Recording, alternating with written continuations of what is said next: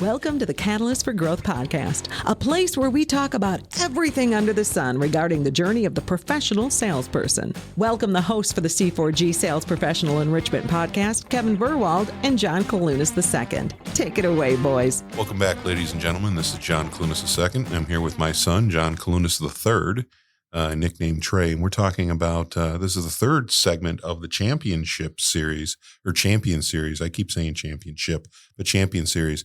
And we often celebrate the achievements of champions in sports and academics in various fields, but the essence of being a champion lies within each one of us. And our goal of this podcast is to get you, the professional, service professional, a little better than you were yesterday, and to have you come and grab a nugget of what we've experienced throughout our careers and through our personal lives. So today I want to explore the concept of personal self in relationship to being a champion, and about recognizing and harnessing our inner strengths, embracing the unique journey we all have, and creating qualities that truly define a champion.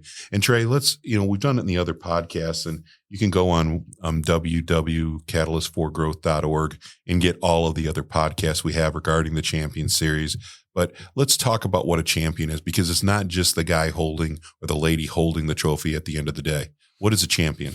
No, a champion is someone who wakes up every day, does their job to the best of their ability, and then, wakes up the next day and does it again. It's not just a one-time thing, but it's continual hard work and really results, right? It doesn't mean that you are winning every single battle or every meeting that it's a champion of life. Yeah. And so there's so many things that really go into just being a champion, and it really flows into our overall, thing that we've talked about on these episodes in the past. And that's redefining what success truly looks like, instead of just a monetary value or a ranking value, but really what it looks like in your own personal life, right? So as we're sitting here in the beautiful studios of MMG in Tampa, let's talk a little bit about personal self. What does self-awareness have with personal self? And I guess define personal self first for people. Yeah, I think personal self really dives into that.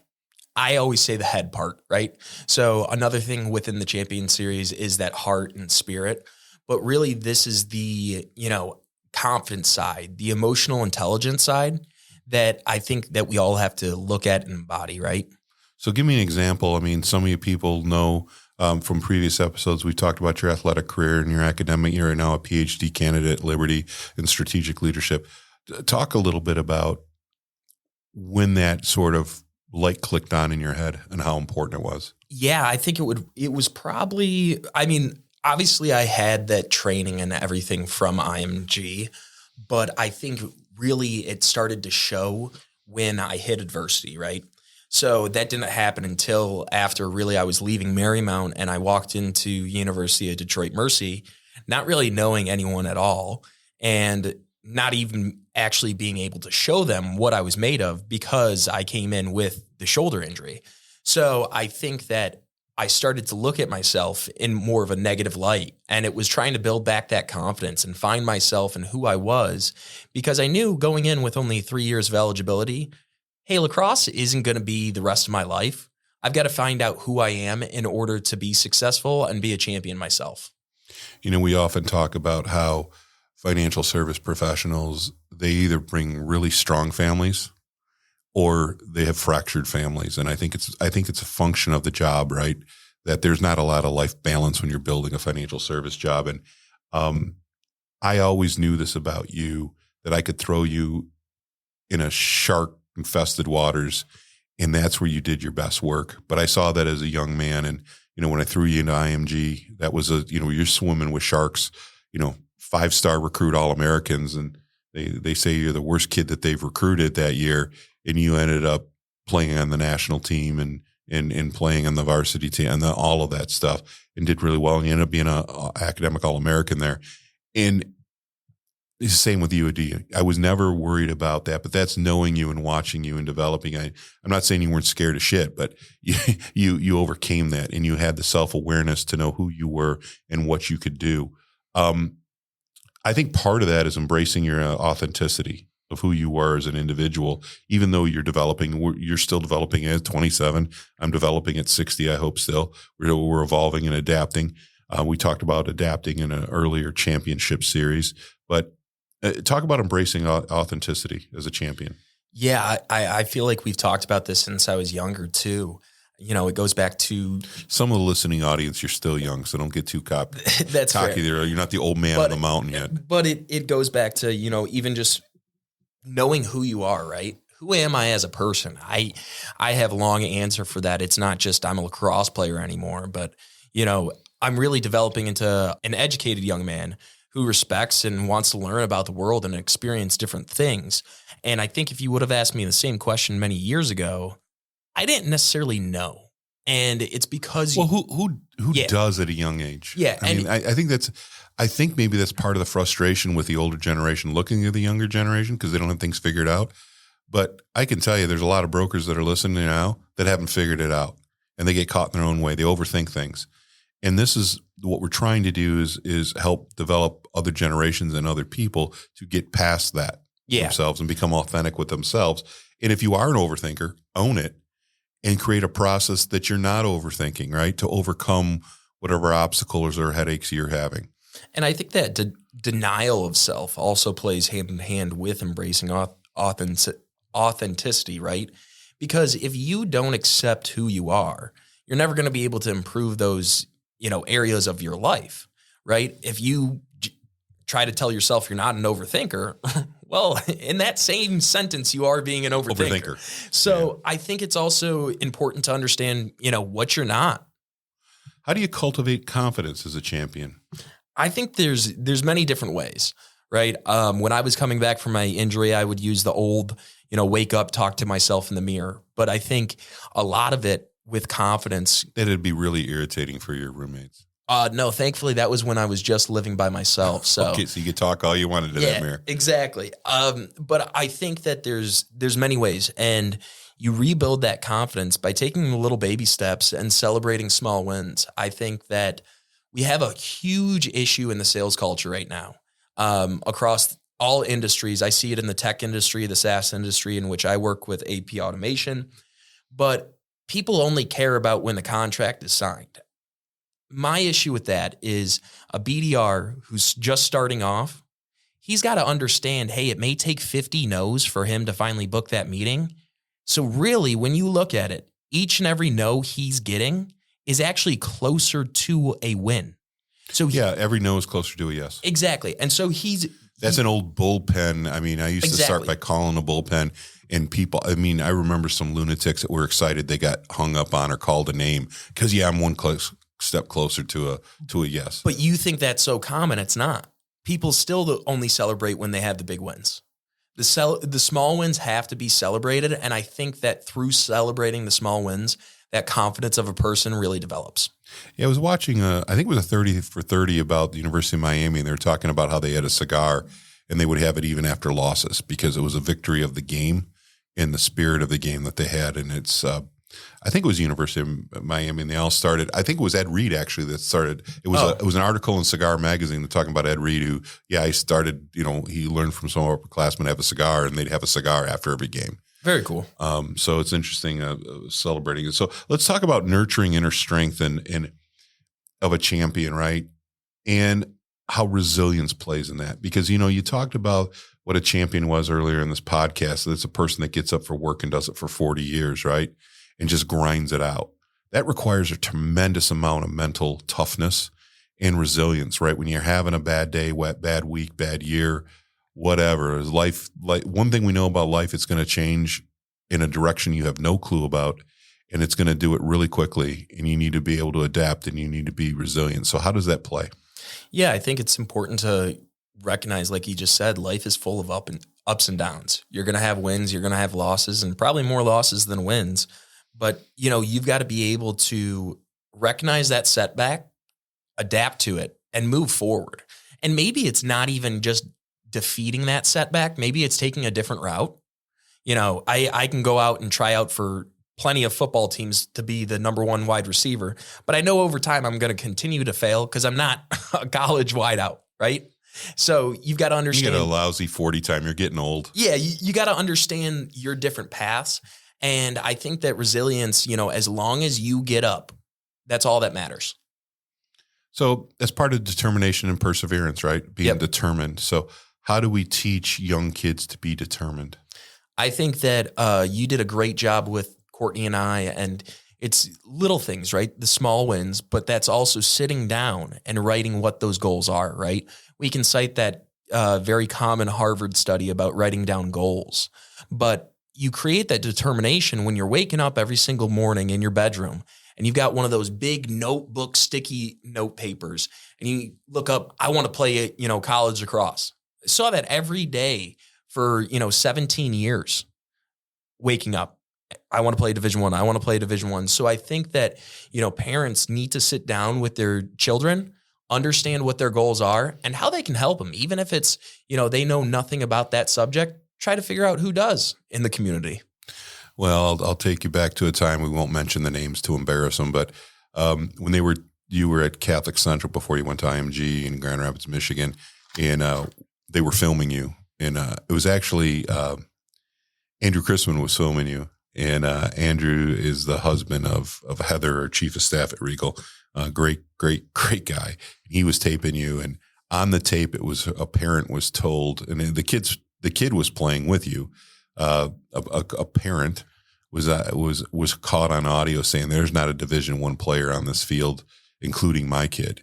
And I remember when you saw that tape and you heard that was just fuel for you and fuel. And, you weren't highly recruited. You got a couple offers and you went to Marymount, and then you worked. I mean, you played magnificently your freshman year, started and had a game-winning goal as a defenseman. And you had a lot of great in a very tough league. And you parlayed that to go to a D1 school, and how that shaped you, that perseverance and that determination. Because I know you played that tape over 1,000 frickin' times and heard that audio clip. Oh yeah. I mean, I've definitely heard of it. And I mean, it doesn't get me riled up anymore just because I know he's wrong. But I think it's important that, when looking at a champion. I thank that dad for that. Yeah. I didn't know that I was a little pissed when it first happened, because you never want to hear your kid's not good enough, especially from someone who's never played an organized sport in his life. But it was great motivation. You turn that into putting a little fire in your belly. Yeah. And I think like one of those things I always go back and forth on, do you listen to people outside of that trusted circle, outside of your mentor circle, or do you just say everything that is said outside of your circle is just completely baloney, right? Yeah. And let's take a look at that, because I think there's something really powerful in what you just said. As an adult, you can help focus your children on what they're hearing and how they're hearing it. Well, I don't know maybe not how they're hearing it, but definitely what they're hearing. And as an adult, what you're putting in your head and what you're listening to, and will change how you're acting, and it will change the projection of your business. If you're not listening to the right thing and surrounding yourself with the right people, you don't have a broker dealer RA that's supporting you to grow. You don't have a competent staff. All of that is going to get you to go in a different trajectory. And it's up to you to control that environment, not only for your child, but also for yourself and what you're putting between your ears. And a lot of times we just go with the flow and woe's me, or, the whole world's become full of excuses and victim oriented. And if you just take control and stand up and really watch what's going in your noggin and your kid's noggin, I think it'll be a better place. And again, that's what this Champions Series is about, is to sort of explain how you can create those type of environments, and to just by being acknowledging it is a huge step forward in creating a safe space. And when I say safe space, a space that is positive. Yeah, that actually creates and promotes, I think, and cultivates learning and understanding, right? It's not necessarily saying that we want parents to go forward and shelter their kids off from the bad things. Mm-hmm. I think one of the great things that I experienced throughout my life were, the times when we would go through the rough parts of a city and see those different, experiences, right? You don't want to shelter them to make the world seem like it's all glossy and rainbows, but you want to understand on an emotional level or a learning level, are they learning the right things, right? Are they on YouTube listening to someone with no accreditations, or are they listening to someone that knows what they're talking about and actually is providing insightful commentary. The great example I give is that, a lot of people's political season, a lot of people listen to celebrities and who they're going to vote for. And I'm sorry, you might be a great action star, but I don't know what your credentials are in talking about a presidential candidate or the Senate candidate.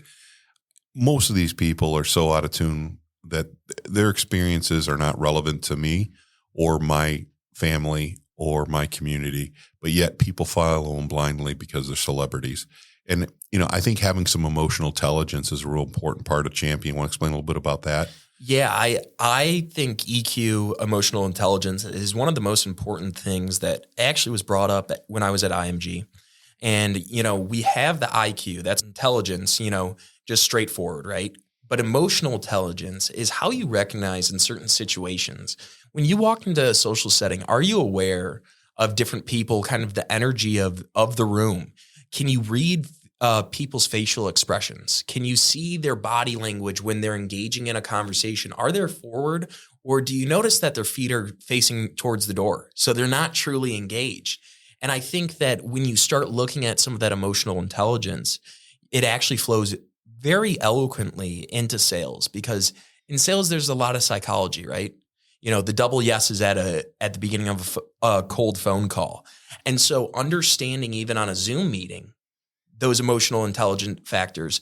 Oh, I guess, Susie from Dell or HP is not really involved because she's not looking at the camera or it's not turned on. I always, make a joke in my sales calls if people don't have their cameras on, just to get them to get more engaged.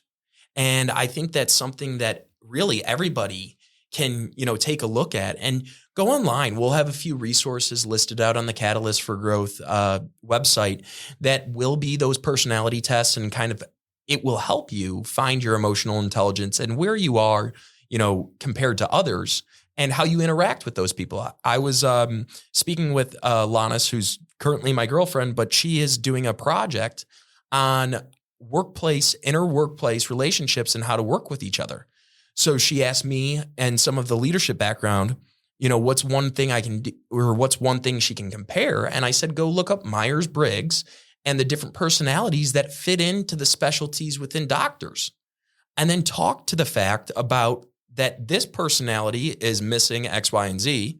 So you've got to, help them with that, and how to work with each other. Because I think that if we all identify and recognize emotional intelligence instead of just trying to be the smartest in the room, it leads to a lot more closed deals and just a lot more success. Yeah, and just a little background, Alanis is in her 4th year of medical school, right? Correct. So that demographic is very unusual, all highly intelligent people, but there's not a lot of emotional intelligence with these people. You've been in social situations with them, and it's very difficult, but it's reading the room. And I think a lot of times from a sales perspective, if you just listen, and we talk about professional biographies and creating one in our process. If you do that with C4G, and you go to catalyst4growth.org, and 4 is the number 4, there's templates for you, and then you can hire us to help you with it. That should be your introduction. Most of the rest of the time, you should be listening and picking up cues, because people all this will sound negative, but they have tells. Like when you gamble, there's tells. There's things that people like to talk about and things that they don't. And as you can gather all that information, it allows you to have a more authentic and deeper conversation if you're positioning it that way. If you're doing it to position a sale, shame on you. If you're doing it to help somebody to get through several levels and do it quicker, with Stephen Covey, the Jr., he has a book called The Speed of Trust. It's absolutely phenomenal. If you haven't read it, there's the old Stephen Covey stuff. This is his son. He wrote The Speed of Trust. It's a phenomenal book. Buy it today, read it. You guys will love it. But you can move through trusting relationships quicker if you listen and you have authenticity in your delivery and also your intentions. And even just prefacing some of those conversations, I've been able to watch you work with clients and many of the other Regal advisors. And I think one of the best things is you guys understand your clients, right? And the sore spots. And I've watched, Mark Gruters, he does it really well. he talks to a client and I thought you were going to say Mark Gruters is a sore spot. No, but he does it really well when communicating with the client. Yeah, he does. And says, I know this is a difficult topic, conversation, issue. Do you want to talk about it now or later on? And he gives them that control. And you can see that these clients actually open up more when they're given back some of the control, and it doesn't feel like he's just forcing through. That's a very high level skill. Yeah. And it's something that all advisors can do is like, here's the elephant in the room.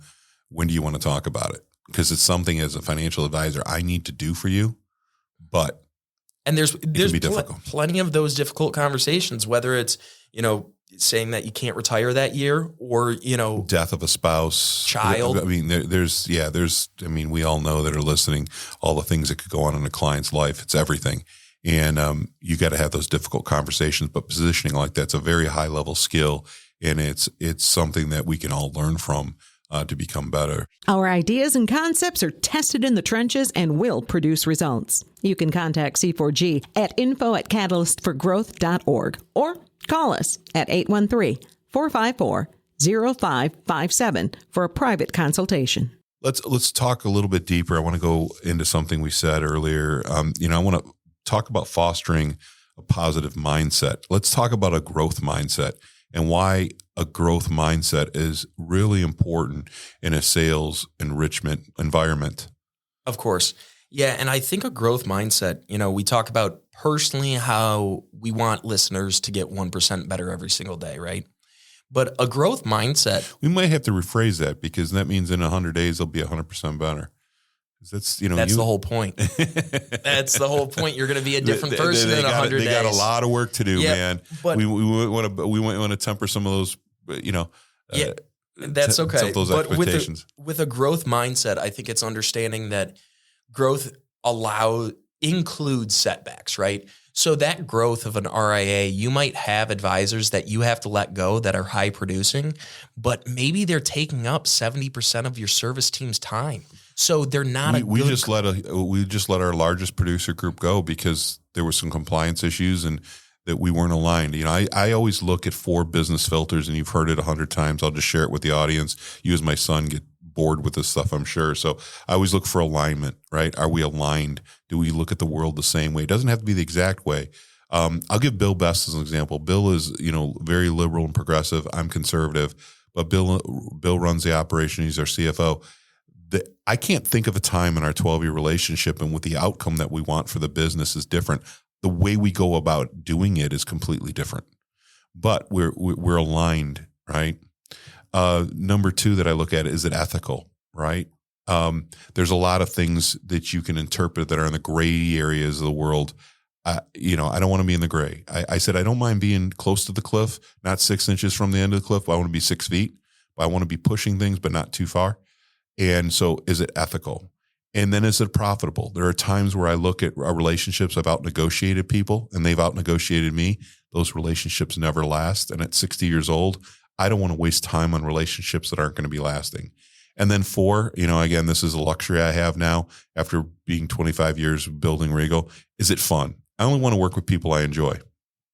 And I look at that. There are calls that I have to take as a leader, and there are things that I have to do that aren't fun, but I do that for the betterment of the firm. But the things I want to focus in with my time and my energy, the projects, I want them to be fun. I want them to be challenging. I want them to be uplifting. And I think that one thing that all listeners probably already understand is you're not going to grow without challenging yourself. So understand that when those setbacks do come while going through those challenges, that's still having a growth mindset because you are trying to challenge yourself.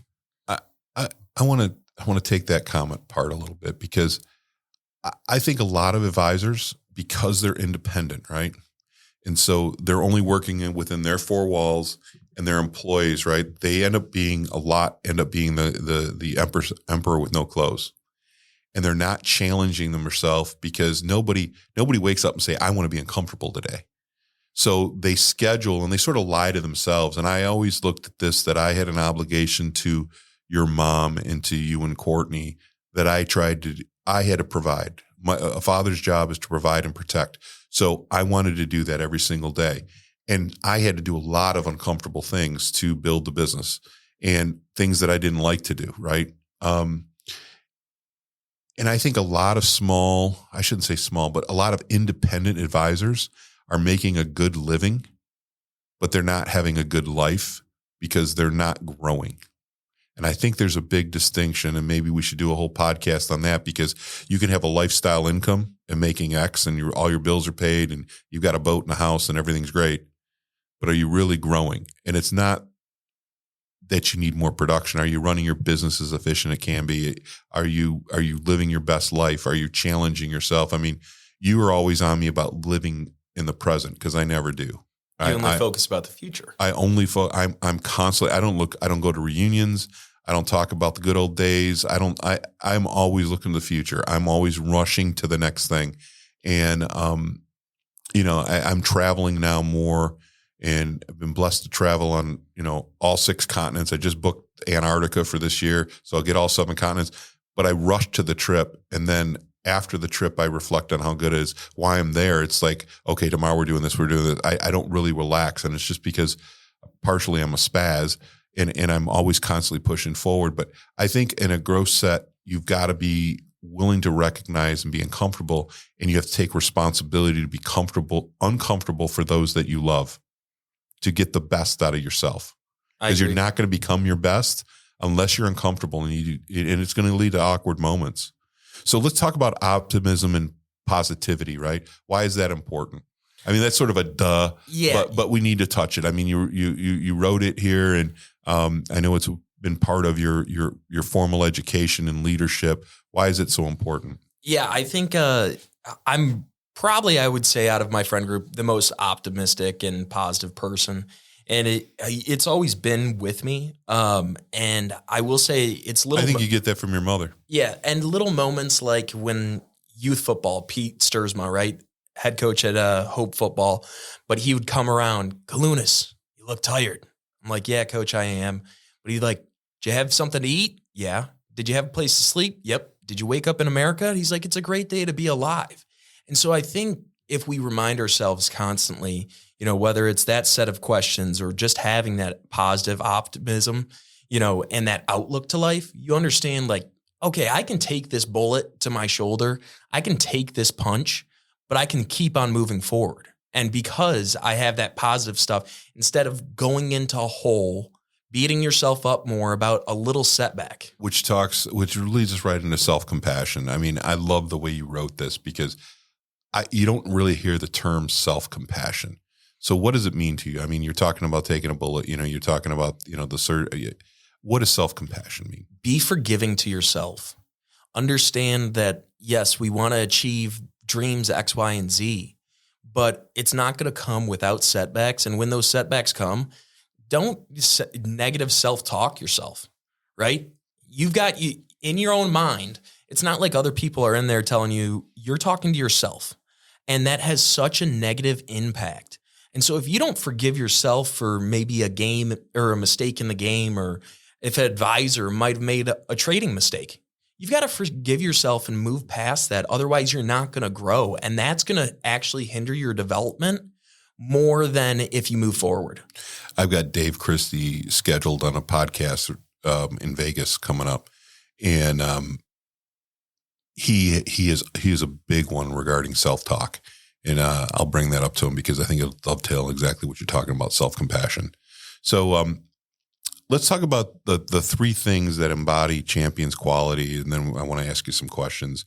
The three champion qualities are integrity and honesty, which is 1, empathy and humility, which is 2, and purpose and passion. Actually, you listed them as 3, but I want to, I know you're smart. You got your master's degree. You're getting your doctorate now in strategic leadership. It's actually 6, son. I understand. You doubled them up. You cheated. You cheated. So integrity and honesty, empathy and humility, purpose and passion. So let's talk about integrity and honesty. We talked about that in the first series and how important that is. They're grouped together because it's, I look at these and they're a seesaw. Wait, should I talk to the people about you not counting to 6? And that's for another episode. But if we look at this list, right? I'll have your sister come on and talk about your Jumbotron fame in Chicago. when you were a little kid and could have won the whole contest and didn't count to 6. That's and fair. lacrosse balls. But, integrity and honesty go hand in hand. Empathy and humility, purpose and passion, right? So we can break it down. But looking at integrity and honesty, you don't have integrity if you're not honest. And I don't know if you remember the 5 dysfunctions of a team. We did a YPO talk a few years ago on it. Yeah, YPO is a Young Presidents Organization, which I've been a member of for, 20 years. And I know it's been really important in your development because I've dragged you onto all those talks. But, we talked about how those 5 dysfunctions all played a part in it. And you can't have integrity if your team members aren't going to be honest. In a relationship, right? In a personal relationship with your spouse or a friend, you cannot have and hold integrity up high if you're not going to and hold information from them. So I think it's important that, integrity is held with honesty because you're not going to have that without it. Yeah, I think you're 100% correct there. Empathy and humility. Yeah, the empathy and humility, I think that it really obviously shows a human side. So you could be the greatest person in the world, CEO of a Fortune 500 company, but I don't think you're complete as a person if you don't have the empathy and humility part. I think that I'm humble throughout each day because you've taught me that, and understanding that there's always more to learn and more to accomplish in life. But empathy allows you to be humble. Yeah, it does. And so again, it's a seesaw where both are needed in order for, people to have fun and people to grow and learn. And I think that humility also plays, a lot of part. We'll have a whole episode on that because I think when you show empathy and humility and hold other people up, I think that's actually more rewarding than celebrating your own successes.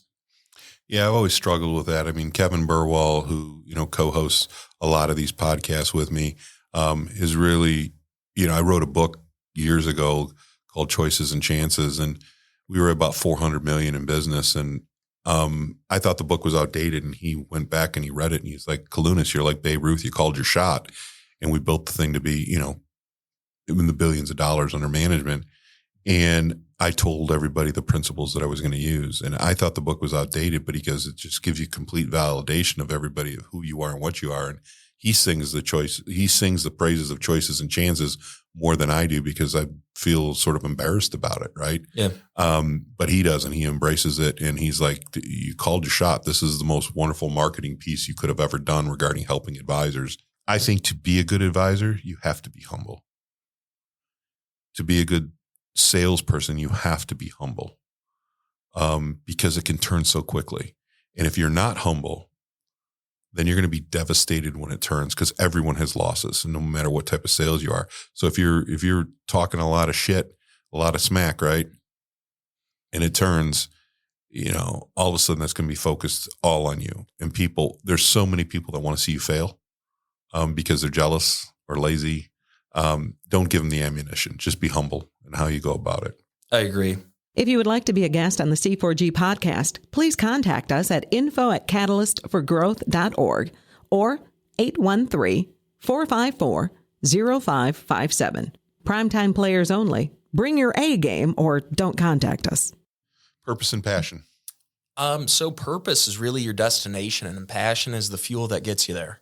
One more time. That was actually really good. Holy moly. Who wrote that for you? I did. I'm glad all these education dollars are actually paying off. But purpose is really, what's your end goal? What do you want to do with, your current situation? But passion is what's going to fuel that to get to that purpose. So yes, purpose, it does sound like it's just a verb and stuff, but it can be an end destination. And that passion is what's going to fuel you to get there. And without passion, you're not going to hit your purpose. That is really good. That is really good. You can get the show notes on this. We're going to be concluding this episode. Again, this is so enjoyable for me to do this with you, with my son, and I'm very proud of, and I love you. And it's just cool that we get to share this experience and to share it with everybody and all the listeners. This Champion series is really, this is all by your creation as part of your master's program and your doctorate.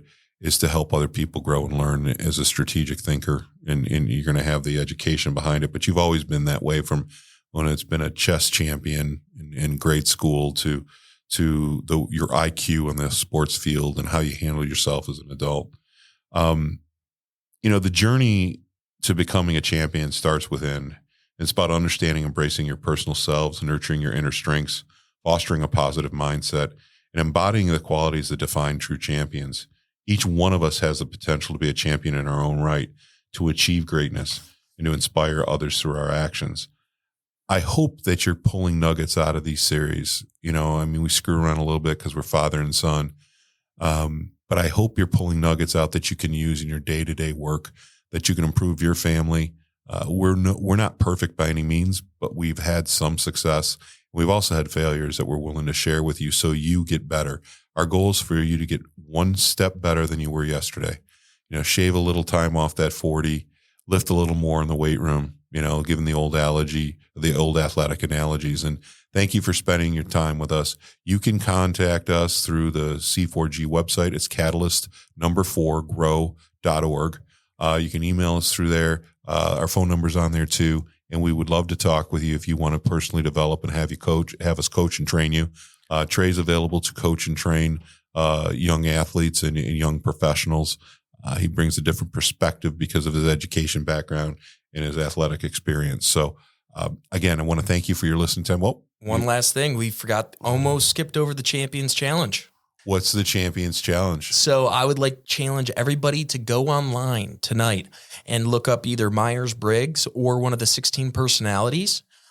Take that personality test to understand and help understand your EQ, and read through the other profiles to understand how you can work and almost identify your coworkers to foster a better relationship between the two of you. Yeah, one of the next sections we're going to have in Catalyst for Growth, thanks for bringing that up, I forgot about it, Trey, is that we're going to have all that testing available through Catalyst for Growth. You're going to be taking the head of that so you can work with. I would test everybody. We do it at Regal. We test all of our employees. I look at that before the reviews. Some people, Trey always loved a coach that would grab him by the face mask and give him a little spit while he's screaming at him. He loved that. But a lot of people wilt under that, right? So you need to find out how to communicate and how to relate, right? To be your authentic self, to get your mission and your values of how you're leading your organization through to your team. You need to know how to best communicate with your team. And these personality tests are spot on. They're amazing how they've been developed over the years. I took them years ago, and I've taken them, and they've sort of just plotted right along. And we're going to have that available in the next coming year with the Catalyst for Growth. We'll have those available that we can test your whole shop while we're helping you build other aspects of your business. So again, thank you, Trey, for your time. Thanks to the lovely studios here in Tampa, MMG. And we appreciate your time and listening. Stay tuned next week for new content regarding how to enrich yourself as a professional salesperson. Again, catalyst4growth.org. Thank you very much for your time. Thank you. Hey, thank you for your time today. We will have another content-packed session posted next week. Please check our website, catalystforgrowth.org, for our legal disclosures on the bottom of our homepage, if you're into that sort of thing.